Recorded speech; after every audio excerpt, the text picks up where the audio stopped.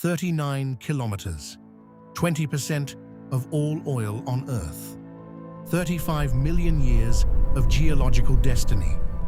And the question no one asked until it was too late.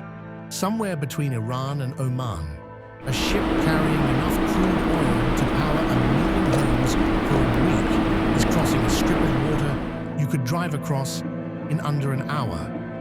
Most people have never heard of this place, but right now, every economy on Earth depends on it. This is the Strait of Hormuz, and it may be the single most important piece of geography that has ever existed. Let's start with the basics, because once you understand the geography, everything else becomes obvious. The Strait of Hormuz is a narrow sea passage connecting the Persian Gulf to the Gulf of Oman, and then to the Arabian Sea and the Indian Ocean beyond. It sits between Iran to the north and Oman's Musandam Peninsula to the south. At its most pinched point, it is just 39 kilometers wide. In a world of oceans, that is nothing.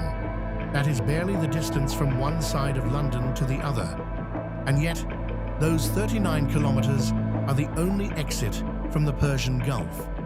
There is no back door, no bypass, no canal alternative the way the Suez can be detoured via the Cape of Good Hope. If you want to move oil out of Saudi Arabia, Iraq, Kuwait, the UAE, Qatar, you go through Hormuz or you don't go at all. The shipping lanes themselves run primarily through Omani territorial waters. 2 lanes, each just 3 kilometers wide, governed by international maritime law under UNCLOS. In one lane, tankers come in the other, they go out. Between them, a 2-kilometer separation buffer. 100 ships, every single day. And here's the part that makes military strategists sweat. Iran's coastline runs the entire northern length of this corridor. Its naval bases, missile batteries, drone depots, and fast boat fleets all face directly onto the lanes. Any vessel transiting Hormuz does so within visual range of a hostile shore. To understand why this place exists at all, you have to go back 35 million years. The Strait of Hormuz was born from one of the greatest geological events in Earth's history, the collision of the Arabian Plate and the Eurasian Plate. Before this collision, the 2 continents were separated by a vast ancient ocean called the Tethys Sea, named for a Greek titan. As Arabia pushed northward, subduction consumed the Tethys entire. The mountains buckled, the sea floor folded. And somewhere in that tectonic violence, the conditions were created that would trap billions of barrels of oil beneath the Persian Gulf and leave only one narrow passage connecting that liquid treasure to the world. The same geological forces that created the strait also created the oil itself. The organic material of that ancient Tethys Ocean, crushed under pressure, heated over millennia, became the richest hydrocarbon deposits ever found. Geography and energy destiny, written in the same geological sentence. The physics of the strait itself are extraordinary. The water here moves in 2 layers, flowing in opposite directions simultaneously, a phenomenon called estuarine circulation. Dense, salty water from the Gulf of Oman flows inward along the bottom. Warmer, less saline Persian Gulf water flows outward at the surface. These 2 currents occupy the same space, but never fully mix, creating a natural thermocline that has shaped navigation, marine ecosystems, and submarine warfare for decades. Recent oceanographic research published in the Journal of Geophysical Research reveals that the Strait of Hormuz experiences powerful internal tides, wave energy that propagates beneath the surface, invisible to the eye. These subsurface waves can reach heights of 30 to 50 meters, creating dramatic changes in water density, temperature, and salinity. For submarines, this creates acoustic camouflage, layers that can conceal a vessel from sonar. For naval strategists, the strait is not just a geographic choke point. It is a physics laboratory of tactical complexity. The tidal currents here are also remarkable.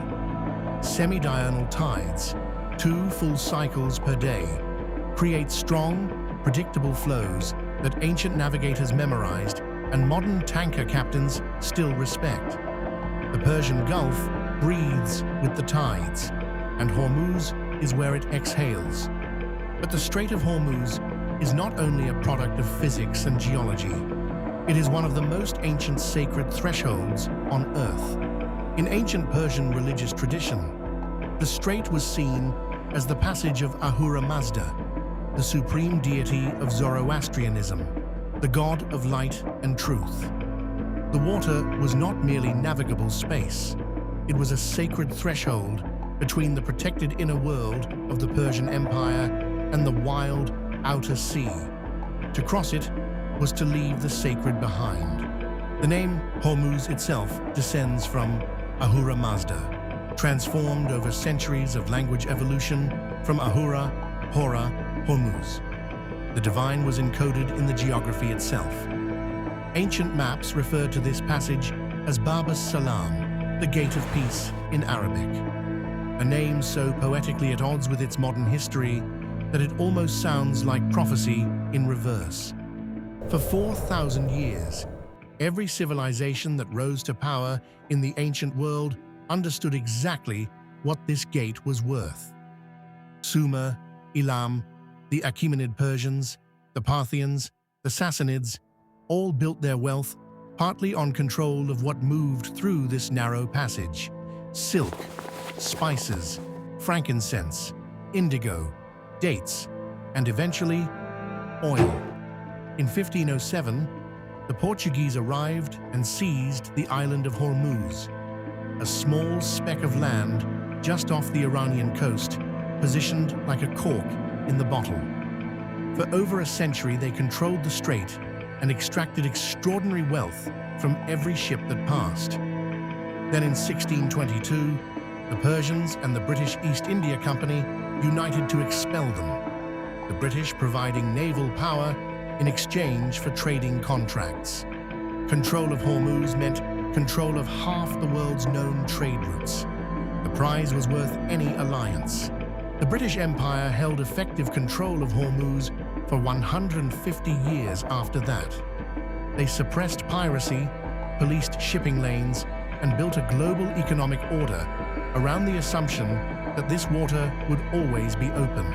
When the British departed the Gulf in 1971, they left behind a vacuum that no one has ever truly filled. Here is what makes all of this terrifyingly relevant right now. As of 2026, the Strait of Hormuz is in crisis. What began as regional conflict has escalated into what analysts are calling a de facto blockade of the world's most critical energy artery. Naval mines, drone attacks, vessel seizures. The number of ships passing through the strait, once around 100 per day, has dropped by over 90%. War risk insurance premiums have surged by 400 to 600%. Most commercial tankers will not go near it. The world is now experiencing in real time what economists have modeled in theoretical papers for decades. Global fuel prices are surging. Fertilizer prices, 30% of the world's supply moves through this strait, are rising, which means food prices follow months later. Countries in Asia that depend on Gulf oil are scrambling for alternatives. Countries that have no alternatives are simply paying more, and the poorest people on Earth pay the most. The petrodollar itself is under stress. Iran, China, and Russia have been quietly building alternative payment systems, denominating bilateral oil deals in yuan, in barter, in anything that sidesteps the US dollar. The Hormuz crisis is not merely an energy crisis. It is a test of the entire post-1945 global financial architecture. And unlike the Suez Canal, the Panama Canal, even the Strait of Malacca, there is no detour. Pipeline alternatives exist for some Gulf states, but they are limited in capacity, often politically complicated, and represent a fraction of what Hormuz carries daily. You cannot reroute the Gulf. This is the question that historians will wrestle with for generations. Because the vulnerability of the Strait of Hormuz was never a secret. The warnings have existed in academic papers, military assessments, and geopolitical analyses for more than 50 years. So what went wrong? What could have been done differently? Energy diversification, earlier and harder. The world knew in 1973, during the first oil shock, that dependence on a single maritime choke point was existential risk. 50 years later, that dependence had only deepened. A serious global commitment to renewables, nuclear energy, and energy efficiency, not as environmental policy, but as national security policy, could have reduced the Strait's leverage dramatically. We had the knowledge. We lacked the political will. A genuine international framework for Hormuz. The Strait is governed by UNCLOS and the concept of international transit passage rights, but enforcement is ultimately dependent on whoever has the most ships in the water. Years upon years have gone past before the recent resurging escalations. A treaty guaranteeing neutral administration with real enforcement mechanisms was entirely achievable. It was never seriously attempted. Regional diplomacy instead of proxy warfare. The fundamental instability of the Gulf region was not inevitable.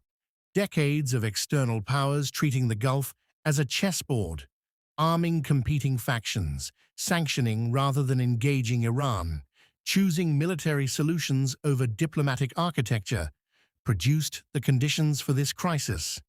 The Islamic Republic of Iran sits on the northern shore of the world's most critical waterway. Not engaging that reality diplomatically was a strategic failure of historic proportions. Strategic reserve depth.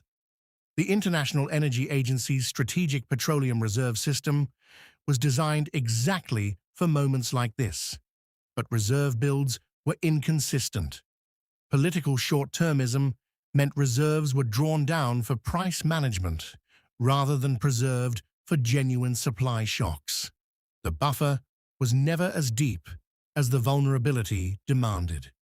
Pipeline redundancy as global infrastructure. A Marshall Plan-scale investment in overland and undersea pipeline alternatives, treating them as global commons rather than national commercial assets, would have given the world genuine bypass capacity. The technology existed. The financing frameworks could have been built. The will to do it in peacetime, when it would have been cheap and uncontroversial, was absent. We did not inherit a world that depended on 39 kilometers of water. We built it, and we could have built it differently. 35 million years ago, two continents collided. An ancient ocean disappeared, and something extraordinary was left behind. A narrow gate, a geological accident, a divine threshold between the Persian world and the wider sea. For most of history, the people who understood its power held the world in their hands. Achaemenid kings, Portuguese admirals, East India merchants, British naval commanders. They all knew what this strip of water was worth. Somewhere in the 20th century, we stopped thinking of geography as destiny. We believed technology had made us immune to terrain.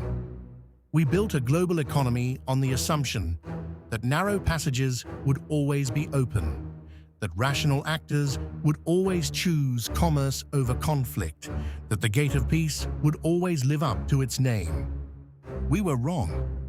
The Strait of Hormuz was never just a shipping lane. It was a mirror, reflecting the stability or fragility of the entire international order. Right now, it is showing us something we may not want to see. 39 kilometers. The fate of nations, the weight of history, the physics of the deep, the prayers of the ancients, all of it, right there. The gate of the world. If this changed how you see the world, share it with someone who needs to understand.